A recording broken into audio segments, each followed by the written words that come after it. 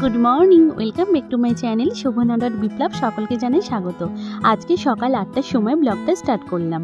আর তোমরা দেখতেই পাচ্ছ বন্ধুরা যে আজকেও কিন্তু গুছিয়ে গেছি, আমরা টোটো করে কোথাও একটা যাব বলে রওনা দিয়ে দিয়েছি।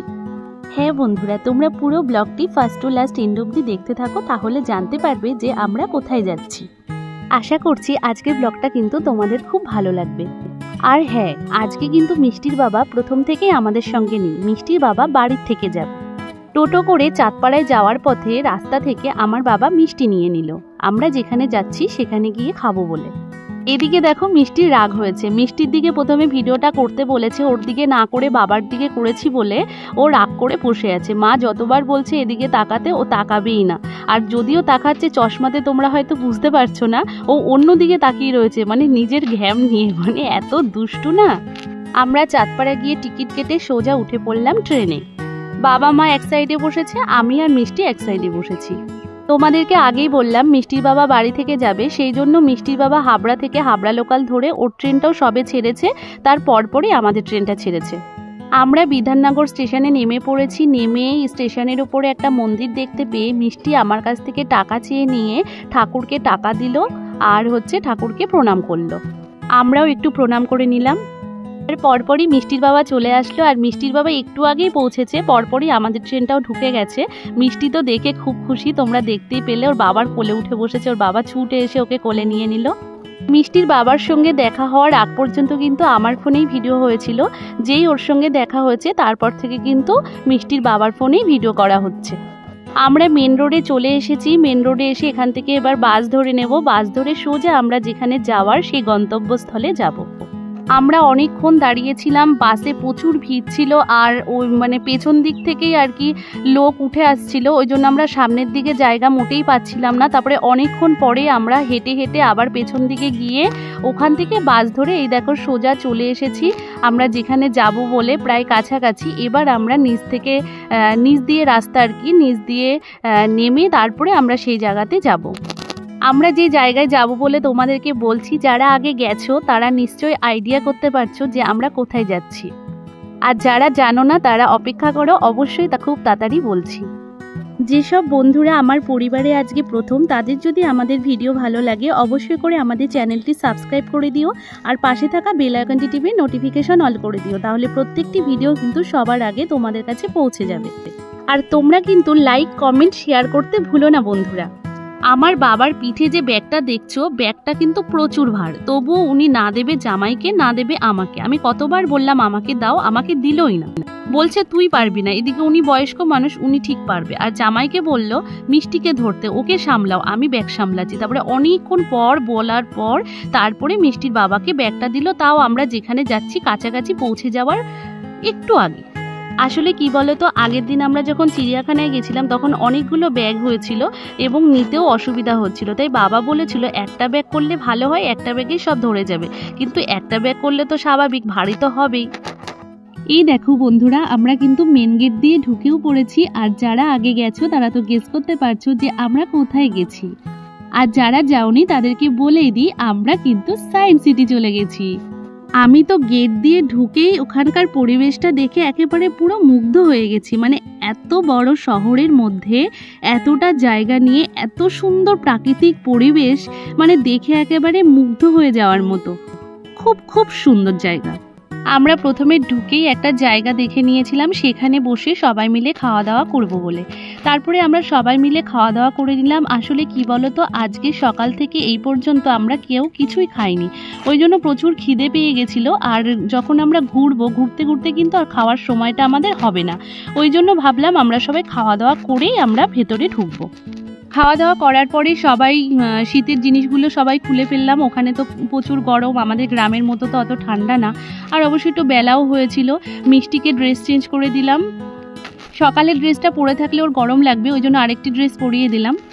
আসলে কি বলতো, ছোটবেলা থেকে মিষ্টিকে নিয়ে আমরা যেখানে যাই না কেন নিজেদের কিছু নিয়ে আর না নিই, মিষ্টির সমস্ত জিনিস আমরা বেশি করেই নিয়ে নিই। কারণ যথারীতি ও ছোট মানুষ, নোংরা হয়ে যেতে পারে বা অনেক সমস্যা হতে পারে। ধরো সকালে বেরোলাম, খুব ঠান্ডা, একটু বেলা হলে একটু গরম লাগবে, সেই সময় একটা ড্রেস পরানোর জন্য একটা ড্রেস নেওয়া, এইগুলো আমরা ছোটবেলা থেকে করতাম, সেই অভ্যেসটা রয়ে গেছে, ওই জন্য এখনও এটাই করি। আশা করি আমার মতো অনেক মারাই এটা করে। এবার আমরা সবাই মিলে মেন গেটে ঢুকবো বলে রেডি হয়ে পড়েছি, লাইনেও দাঁড়িয়ে পড়েছে মিষ্টির বাবা, আমার বাবা, ওরা দাঁড়িয়ে পড়েছে টিকিট কাটবে বলে। আর আমি একটু ঘুরিয়ে তোমাদেরকে দেখিয়ে দিলাম। প্রথম গেট দিয়ে ঢুকেই পরিবেশটা এতটাই সুন্দর, আর ভেতরে তো আরও সুন্দর। যারা আগে কখনো যাওনি তাদের জন্য বলা, সেটা হচ্ছে ওখানে কিন্তু মাথা পিছু এক একজনের 70 টাকা করে টিকিট ঢুকতে, আর যদি ফুল প্যাকেজ নাও তাহলে 330 টাকায় পুরোটাই ওরা ঘুরিয়ে দেবে। বিভিন্ন ধরনের শো থাকে। আবার যদি ভাবো না ফুল প্যাকেজ নেবো না, এই শোটা দেখবো ওই শোটা দেখবো না, এরকমভাবে আলাদা আলাদাভাবে দেখলেও কিন্তু আলাদা আলাদা টিকিটের আর কি দাম। যারা প্রথমবার সায়েন্স সিটি যাবে বলে ভাবছো তাদেরকে আমার এই কথাগুলো বলা, সেটা হচ্ছে আমরা প্রথম গেট দিয়ে ঢুকে যেখানে বসে খাওয়া দাওয়া করেছিলাম, আমরা জানি না বলেই ওখানে বসে খাওয়া দাওয়া করেছিলাম। আমরা এটা ভুল করেছি।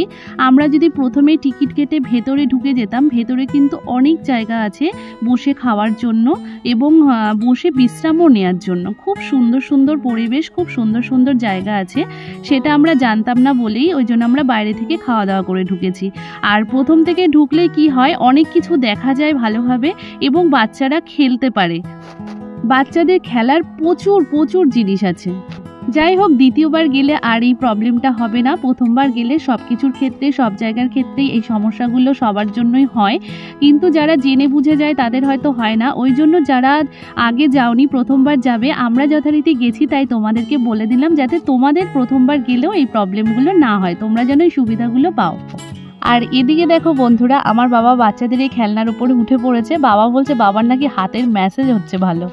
বড়দের যে জিমের বিভিন্ন যন্ত্রপাতিগুলো থাকে, বাচ্চাদের কিন্তু সেই জিম করার মতনই কিন্তু এই খেলনাগুলো, শরীরের জন্য খুবই ভালো এই খেলনাগুলো। এত খেলার জিনিস যে কমপ্লিট করতে প্রচুর সময় লাগবে, সেই জন্য মিষ্টিকে নিয়ে ছুটে ছুটে সমস্ত জায়গায় নিয়ে যাচ্ছি। আর মিষ্টিকে তো হাতছাড়া করা যাবে না, কারণ প্রচুর ভিড়, হারিয়ে যেতে পারে।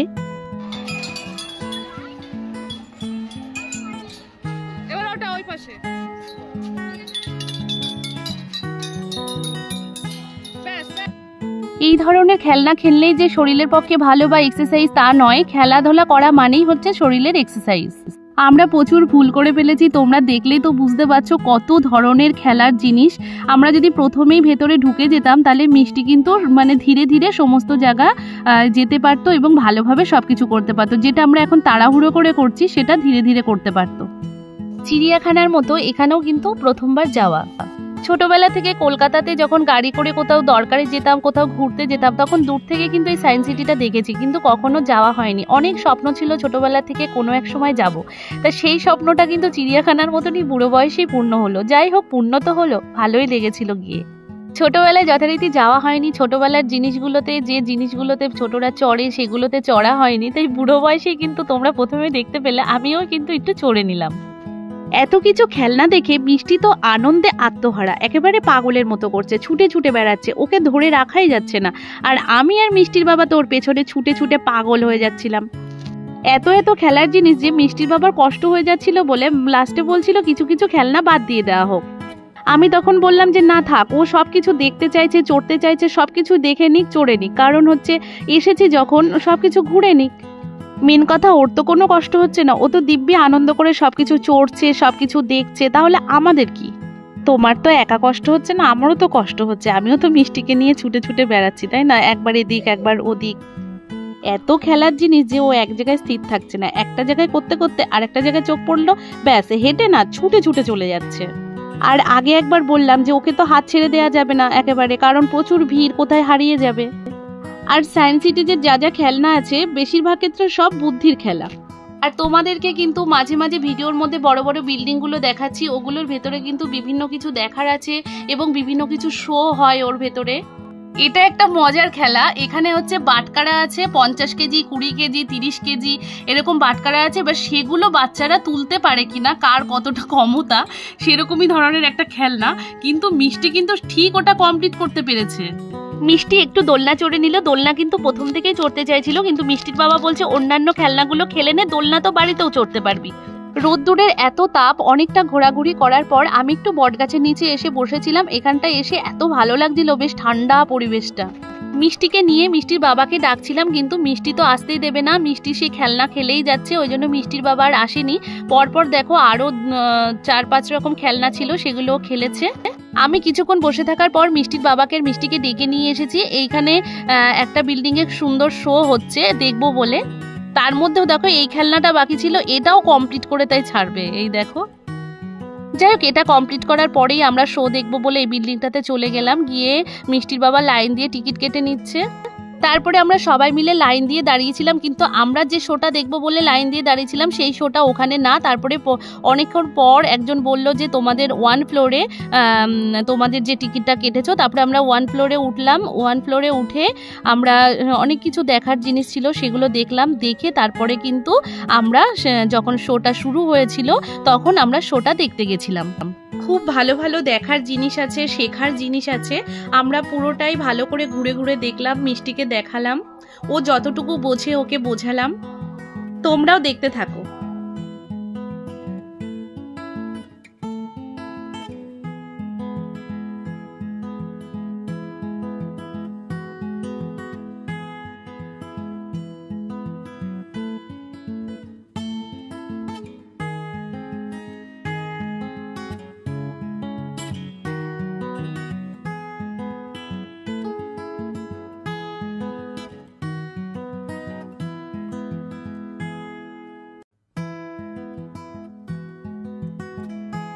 এসব কিছু দেখতে দেখতে শো দেখার টাইম হয়ে গেছিল। তারপরে আমরা লাইনে গিয়ে দাঁড়িয়েছিলাম। যখন কিন্তু টাইম হয়নি সেই সময় গেছিলাম, তখন কিন্তু কেউই ছিল না। যখন আমরা টাইম মতো গেছিলাম তখন গিয়ে দেখেছিলাম প্রচুর ভিড় হয়ে গেছিল। যাই হোক, ধীরে ধীরে কিন্তু আমরা ভেতরে ঢুকে পড়লাম। আর ভেতরে ঢুকে যা দেখলাম, মানে কি বলবো, অসাধারণ, মানে ভীষণ ভালো, ভীষণ ভালো। মানে মানুষের জীবনচক্র নিয়ে সবকিছু দেখিয়েছে। মানুষ প্রথমে কেমন ছিল, তারপরে ধীরে ধীরে কেমন পরিস্থিতি হলো, মানুষ কি করতো, সেসব বিষয়। চলো তাহলে তোমরা দেখতে থাকো আমাদের সাথে সাথে। हमारे ऐतिहासिक पूर्वज, कैसे हुआ हमारा शारीरिक और मानसिक विकास,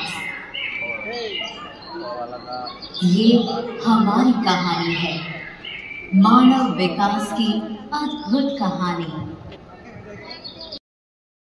অনেক যুগ আগে যখন মানুষ বনে বাস করত তখন মানুষের জীবনযাত্রা কেমন ছিল, তাদের খাওয়া দাওয়া, তাদের পোশাক আশাক, তাদের সমস্ত কিছু কি ধরনের ছিল আর কি, সেটাই এখানে তুলে ধরেছে। এত ভালো লাগছিল দেখতে, মিষ্টি তো খুব খুশি হয়েছিল দেখে। ও বারবার জিজ্ঞাসা করছে এরা কারা, এগুলো কি। মিষ্টি যতটুকু বোঝে আর যতটুকু ওকে বোঝানো যায় সেইভাবে ওকে বোঝানো হলো। তারপরে দেখো আমরা বাকি যেগুলো আমাদের দেখা হয়নি, আমরা শো শুরু হয়ে গেছিল বলে চলে গেছিলাম, সেগুলো আমরা দেখে নিচ্ছি। প্রচুর দেখার জিনিস আছে সায়েন্স সিটিতে, প্রচুর শো দেখার আছে, অনেক কিছু দেখার আছে। আমরা কিন্তু সবকিছু কমপ্লিট করতে পারিনি। আমরা এই বিল্ডিংয়ে শুধু একটা শো দেখেছি, তাছাড়াও আরো একটা কি দুটো শো কিন্তু বাকি ছিল। যথারীতি দেখতে গেলে আমাদের রাত হয়ে যাবে, আমরা দেখে কমপ্লিট করতে পারবো না। আর এমনিও সায়েন্স সিটিরও একটা নির্দিষ্ট টাইম আছে, সেই টাইমের মধ্যে এমনিও বন্ধ হয়ে যাবে, দেখা মানে পুরো কমপ্লিট হবে না। ওই জন্য কিন্তু আমরা আর সেরকম ভাবে কোনো টিকিটও কাটিনি, দেখিও। দেখা যাক পরে যদি আবার কখনো যাই তখন চেষ্টা করব সবকিছু দেখে কমপ্লিট করার। তার মধ্যে বাবা মা আমাদের সাথে আসেনি। বাবা মা দুজনেই হলো বয়স হয়ে গেছে, হাঁটু ব্যথা, পা ব্যথা, ওরা একটা জায়গায় বসে আছে। আমরা তিনজনেই এগুলো ঘুরে ঘুরে দেখছিলাম। আর একটু ইচ্ছে ছিল কিন্তু বাবা আসেনি বলে মায়েরও দেখা হলো না। মিষ্টি আর মিষ্টির বাবা নিচে নেমে গেছে সিঁড়ি দিয়ে, আমি লিফটি করে নিচে নামলাম। শো দেখে বাইরে এসে আমরা একটু বসেছিলাম, বাবা মা যেখানে বসেছিল, আর মিষ্টি তারপরে একটু খেলা করছিল। তারপরে আমরা বেরোনোর সময় দেখতে পেলাম এখানে ঝর্ণা খুব সুন্দর, মানে মিউজিকের তালে তালে এত সুন্দর লাগছিল দেখতে। অনেকে বসে বসে দেখছিল, অনেকে দাঁড়িয়ে দেখছিল, আমরাও একটু ভালো করে দেখে নিলাম। তোমরা দেখতে পেলে যে মিষ্টির বাবা একটা লালিপপ খাচ্ছে, লালিপপটা কিন্তু মিষ্টিকে কিনে দেওয়া হয়েছিল। মিষ্টির যথারীতি চোখের খিদে নিয়েছে, নিয়ে আর খাবে না। এবার মিষ্টির বাবা বলছে এইটুকু লালিপপ 50 টাকা নিয়েছে, ফেলে দেবো, আমি খেয়ে নি। তাই মিষ্টির বাবা খেয়ে নিচ্ছিল। মিউজিকের তালে তালে ঝর্ণাগুলো হচ্ছিল, এখানের পরিবেশটাও কিন্তু ভীষণ ভালো লাগছিল, সবাই খুব এনজয় করছিল, আমরাও।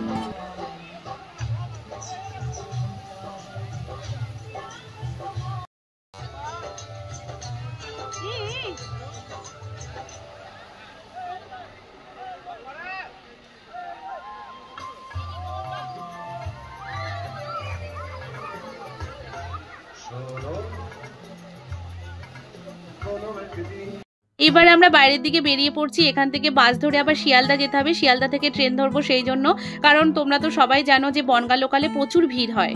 বাড়ি যেতে যেতে এইটাই আমাদের রাত হয়ে যাবে। সায়েন্স সিটি পুরোটা দেখে ঘুরে কমপ্লিট করতে গেলে তোমাদের কিন্তু একদম ভোরবেলা যেতে হবে, তাহলে তোমরা ভালোভাবে পুরো কমপ্লিট করতে পারবে। আমাদের বাসে করে শিয়ালদা যেতে যেতেই প্রায় সন্ধে হয়ে যাবে।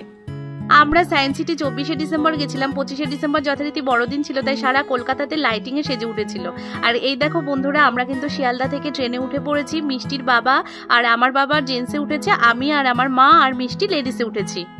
মিষ্টির তো চেনা পরিচিত কাউকে লাগে না, সবাই ওর আপন। আর এই মেয়েটাকে দেখো, ট্রেনে ওঠার পর থেকে ওকে বন্ধু করে নিয়েছে। ট্রেনে যখন ভিড় ছিল ওই মেয়েটার কোলেই বসেছিল, তোমরা দেখতে পেলে। আর এবারে আমরা নামবো, ও মোটে নামবে না ওই মেয়েটাকে ছেড়ে, ওকেও বলছে নামার কথা। এই দেখো বন্ধুরা, আমরা কিন্তু বাড়িতে চলে এসেছি। সবাই ড্রেস চেঞ্জ করে হাত মুখ ধুয়ে ফ্রেশ হয়ে নেবো। মাও কিন্তু ড্রেস চেঞ্জ করে রান্নাঘরে ঢুকে যাবে রাত্রে রান্না করার জন্য। আজকের ব্লগটা এই পর্যন্তই। তোমাদের কেমন লাগলো অবশ্যই করে কমেন্ট বক্সে কমেন্ট করে জানাবে। বেশি বেশি করে শেয়ার করবে, লাইক করবে। Good night, by.